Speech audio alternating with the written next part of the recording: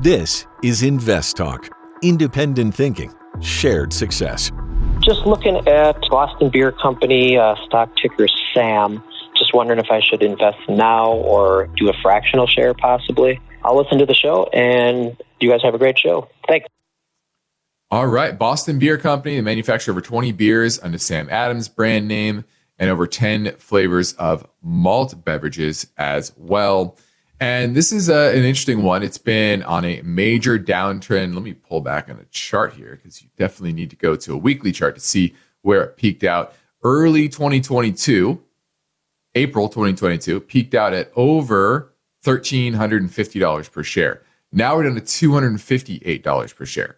Okay, so down dramatically. Now, a lot of this has to do with their ownership of, what was the brand? I think it's Truly, if I remember correctly. Yep, Truly. Truly, think of the hard seltzers. That's the kind of the peak of their popularity. And Truly had all of this momentum and all of this market share. But it came to, what was found out is that their sell-through, they were selling to retailers, but their sell-through wasn't as good as the market was expecting, and they didn't realize that. And so that big move from basically the pandemic at $300 per share all the way up to over $1,300 per share was a figment of the market's imagination, that the profit growth was not going to just explode and continue exponentially. And earnings did go from $8.69 in 2019 to $14.68 in 2020. But then they lost money in 2021, and the market started to sniff that out, realize it, and that's when it turned. And you had was a lot of those retailers were returning inventory to Boston Beer Company. And so that's where they got the loss in 2021. Now, this year is supposed to make $9.66. Last year, full year, $9.66, then $11.74 this year. The problem here, I think, is secularly, which is something I'm going to talk about a little later when you're talking about hard spirits, but it's just a secular decline in alcohol consumption. You have the Surgeon General maybe putting cancer warnings on alcohol, and that's kind of a maybe, it's a what if, but what the facts are is that the younger generation is consuming alcohol a lot less. Many of them don't drink at all. And they consume, other, let's say, vices. Think cannabis, think vapes, alternatives to alcohol. And so, that's really, I think, the biggest worry here. And so I wouldn't jump in front of this. It's still in a downtrend. There's relative strength is only 24, not great. Now, the positive here is they have a good balance sheet, no long-term debt, still about $170 million in free cash flow. But that's down from a recent peak of $215 million. So if you look at a free cash flow yield still, it's only about 5%. Not amazing. Return equity, 7%. It's an interesting name to keep on the watch list. At some point, it might get cheap enough, but it's not cheap enough at these levels for me to get excited about Boston Beer Company. SAM is the symbol. Now let's pivot over to a question that came in via the comments section over on our YouTube channel. And Jim Lay says, what do you think of IBP? IBP would be a good buy after its recent pullback. Okay, let's take a look at this. This is Installed Building Products. This had a nice day today, along with a lot of the material names. Let me see here. Let me pull up some data here. IBP. This had peaked right around $280 per share back in July, and now we had a recent bottom, 52-week low around 281. Sorry, 169. Now it's up to 187. Earnings for last year and this year are being downgraded by analysts. Supposed to be 8% growth last year, 4% growth this year.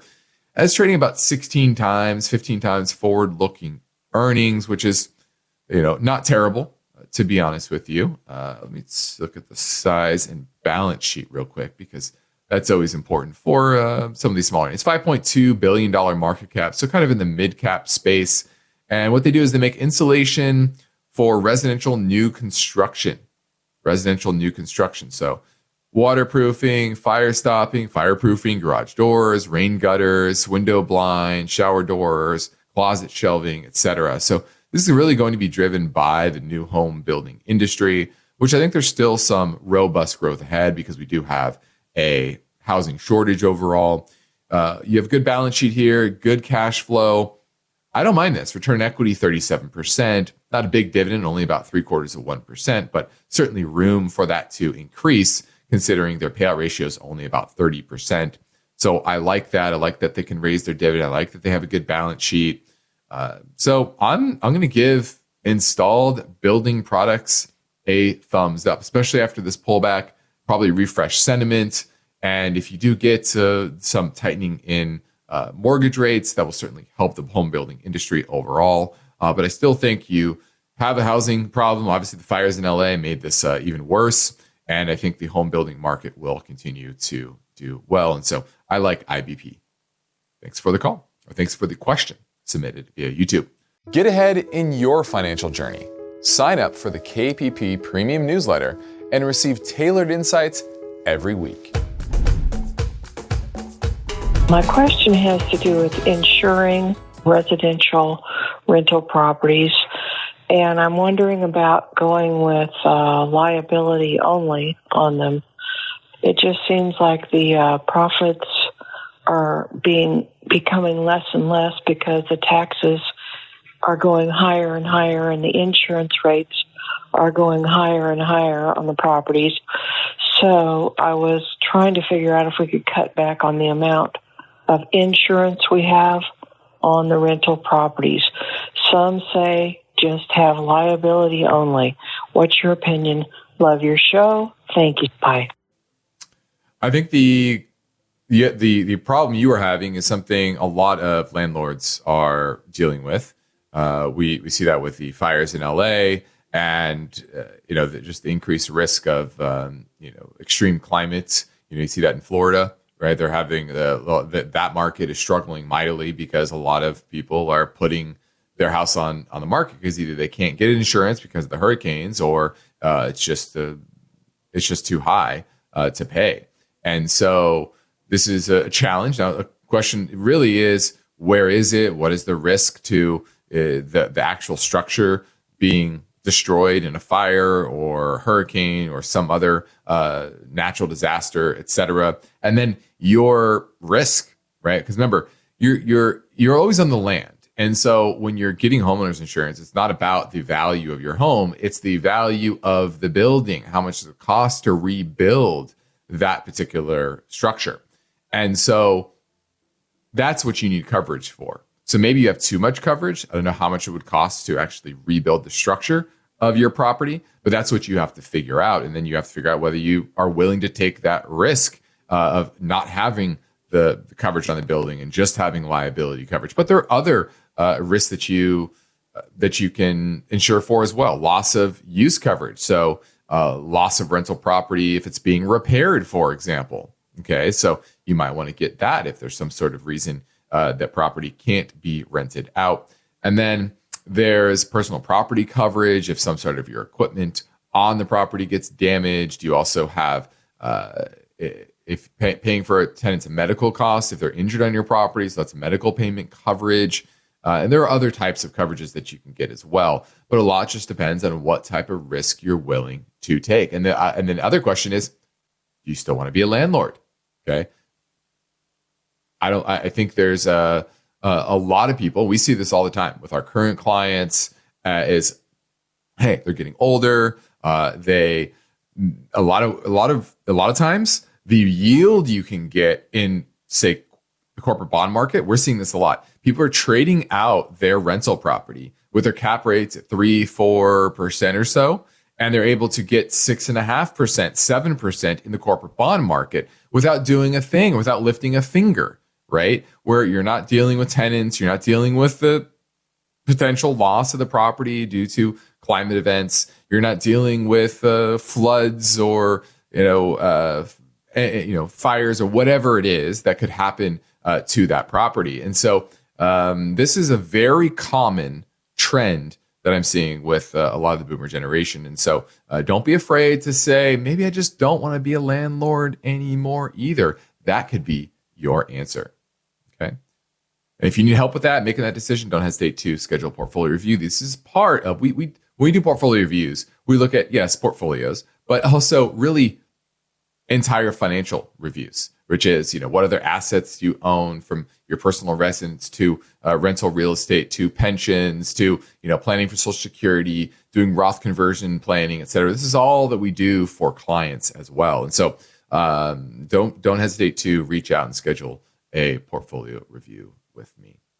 Now let's pivot over to our not a main focus point, we just did that. But let's talk a little bit about mortgage rates. And this kind of relates to real estate. It's obviously the fact that Freddie Mac's benchmark national 30-year fixed mortgage rate is nearing 7% once again. And just in the fall, it was below 6%. So you're up over 100 basis points since then.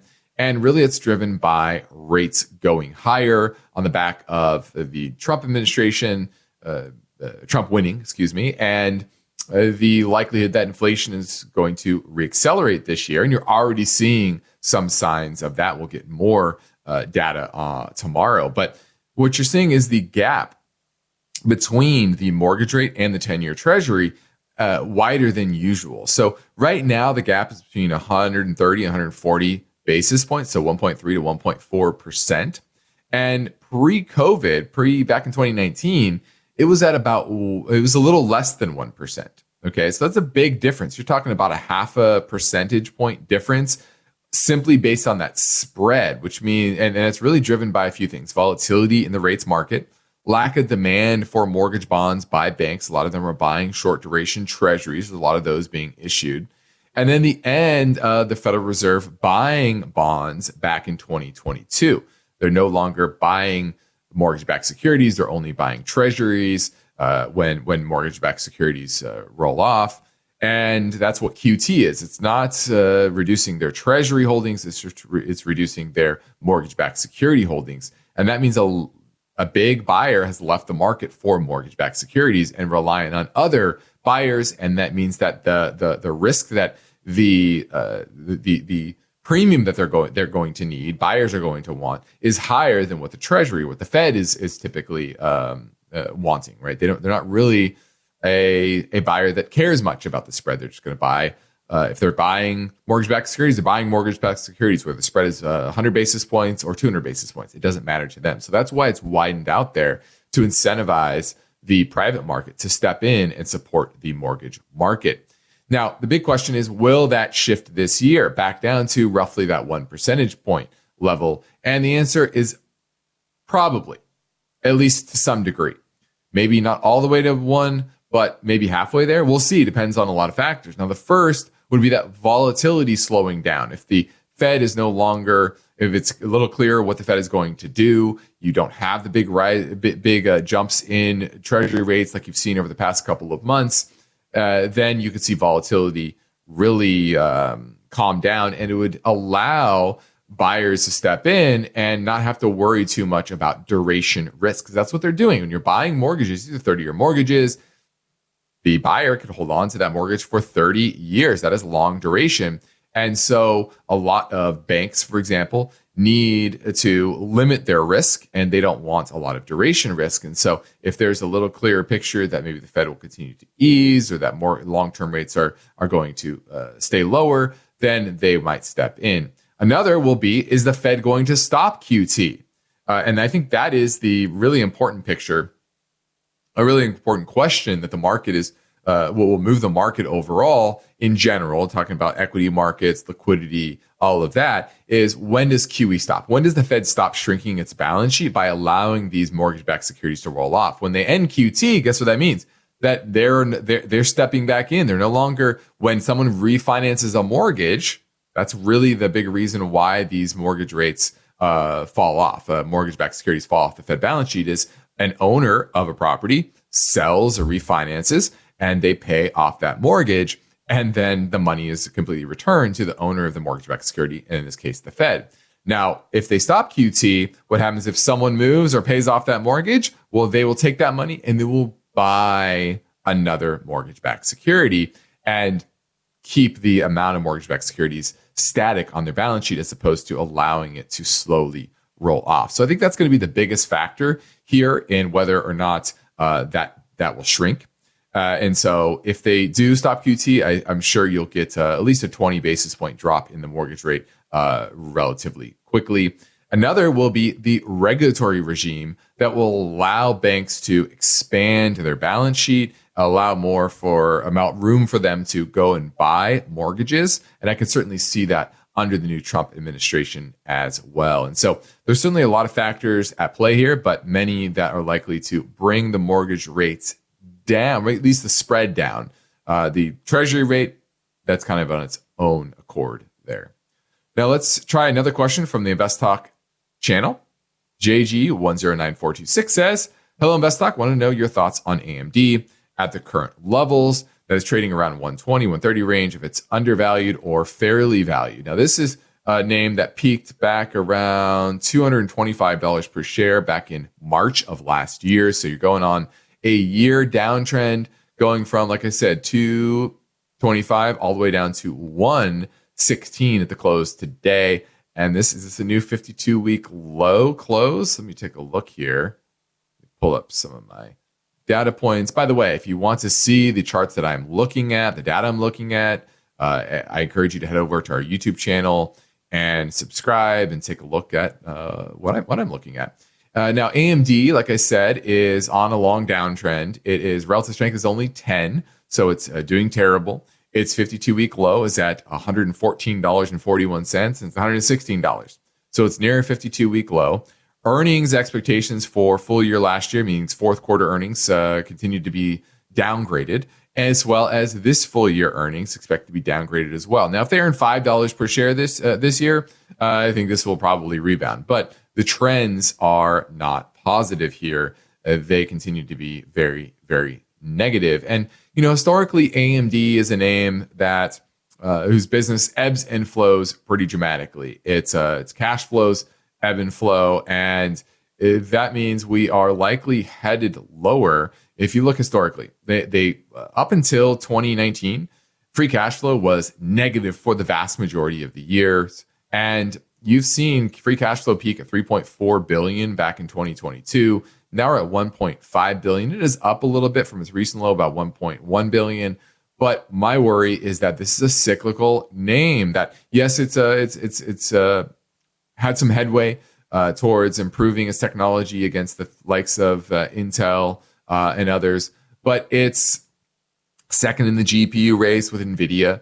And in many ways, Intel is still better. Yeah, it's close the gap, and in some ways, AMD is better, especially from a value perspective. But in a lot of instances, Intel remains better in a lot of applications. And so I think that performance gap is really closed there in many ways. Or sorry, it's closed less than the market has talked about. But overall, profitability remains relatively weak. Return on equity, 3%. I don't see this. Let me give you a number on this. I think this has continued to head lower. $75. That's where it might be interesting to me. It's at 116 now. The trend remains down. It is into some support here around the 113 level, but I don't see it holding because I don't like the valuation. Enterprise value to EBITDA is still 40. Enterprise value to EBITDA is 120. These are all very, very high numbers. Price to sales 7.8. And their margins are not that high. Operating margins only 5%. You're talking about a free cash flow yield of less than 1%. So I think this is still highly overvalued and doesn't even get close to reasonable until $75 per share. So I'm staying on the sidelines on AMD. Now let's see if I can squeeze another listener question in now. It's Andrew here calling from Utah. First off, just want to say I love the show and the content that you guys bring. My question's about an ETF, and it's an Invesco ETF. It's SPHQ. It's a factor ETF. It invests in high-quality companies in the S&P, and it resets every 6 months, I believe, from the research I've been doing on it. Just want to get your take on this. Don't really have time to do individual stocks for the most part, so I'm just looking at something like this, and then I'd probably just average into it, maybe $100 a week for indefinitely. Just want to hear your take on that, and thanks again, guys.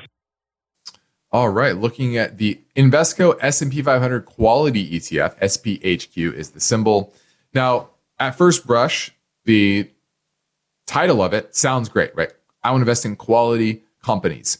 And we do that as well at KPP Financial. That's our main focus, is finding good quality businesses with good cash flow, et cetera. But it's not just about quality today. It's about quality longer term, meaning what does their balance sheet look like? What's the consistency of their cash flows? And what I see here is just very overweight sectors that are that have good quality, but not necessarily much different than the broader S&P. So you look at some of the top holdings. You have NVIDIA, Meta, Apple, Netflix, Costco. Definitely some quality names, but a lot of them are overvalued. And that's the mix here, is that yes, you're getting quality names, but are they at reasonable valuations? And that's my challenge that I'm finding here. Is I like the general idea, and I would like this over the S&P. If I'm saying if I invest in this one or the S&P 500 as in general, I'm definitely picking this. But if you just think it is going to be a panacea for outperformance, I don't think so in general. I think you can do much better if you do deep work. If you don't have time for that, and you just want to have a little bit better of an index to follow, this would be a good way to do it. Thank you for watching. If this video was helpful, please give it a thumbs up and subscribe to catch our upcoming videos. Now, from time to time, we drop questions from our InvestTalk YouTube channel, and let's grab one of those questions now. Henry Morer says, I'm curious what you think of Yum Brands, mainly interested in the company that would withstand the political storm and that it's non-cyclical as well. P ratio seems a bit high for a food franchise, so not sure what a good entry point would be. Now, this is Yum Brands, so think of Taco Bell, KFC, Pizza Hut. They have one other brand as well. What is it? KFC, Pizza Hut, Taco Bell, and Habit Burger. There we go. And this is a name that's already down from about 139 to 124 just in the past month or so. You have earnings expectations for next year coming down. It's supposed to be $5.48 last year to $6.05 this year, 2% dividend yield. And overall, I like the profitability of the company. You have return on invested capital at 44%. I like that. But what's interesting to me, if I zoom out on a chart, it's been in an uptrend, but it's kind of a slow uptrend. Okay? It's not slow and steady wins the race. You're not going to hit a home run with this. This is a single or a double at best. They do have some debt on their balance sheet, about, what are we at, $11 billion in net debt on a $34 billion market cap. That's a bit elevated for my taste. That's one thing that I don't love.